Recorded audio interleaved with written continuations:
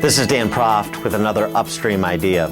16 shots, 16 shots. That's the chant of those protesting the shooting death of Laquan McDonald at the hands of Chicago police officer Jason Van Dyke. They have a point, but it's not the most important one. If it is system change they seek beyond justice in the McDonald case, they should be chanting 13 months. 13 months is how long it took from the night of McDonald's death to the day of Van Dyke's indictment. Were not for a few seconds of video from a dash cam and a judge's decision to make that video public, you can be sure we would still be waiting for a dispensation of the case. With the Chicago Democrat power structure, justice is delayed so that political ambitions are not denied. The McDonald shooting occurred 6 weeks after Ferguson and 4 months before Rahm's reelect. The investigation was slow-walked.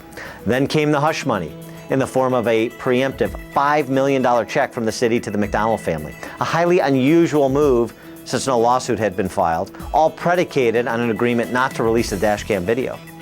But an independent journalist wouldn't play along.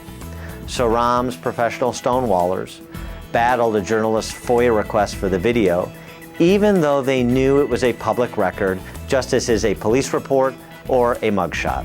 Then it was Cook County State's Attorney Anita Alvarez's turn to dither as her re-election cycle, including a March primary challenge, was in the offing. And every step of the way, the panoply of Chicago Democrat Pauls and their corporate financiers spanning the racial spectrum were silent in support of Rahm.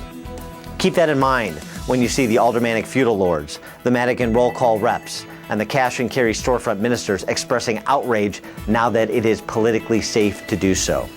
Cops protecting cops is the myopic view of the last 13 months. The discerning observer sees this properly as a textbook case of the Chicago Democrat power structure protecting the Chicago Democrat power structure. This is not a conspiracy. It is simply the Chicago political culture where it is the rule of men, not the rule of law. It is simply the Chicago political culture where people's lives are only important insofar as they may be the means to the political ends of the Chicago Democrat power structure. Perhaps instead of organizing another conference for speechifying, another candlelight vigil for praying, or another protest for chanting, now is the time to distribute petitions for recalling.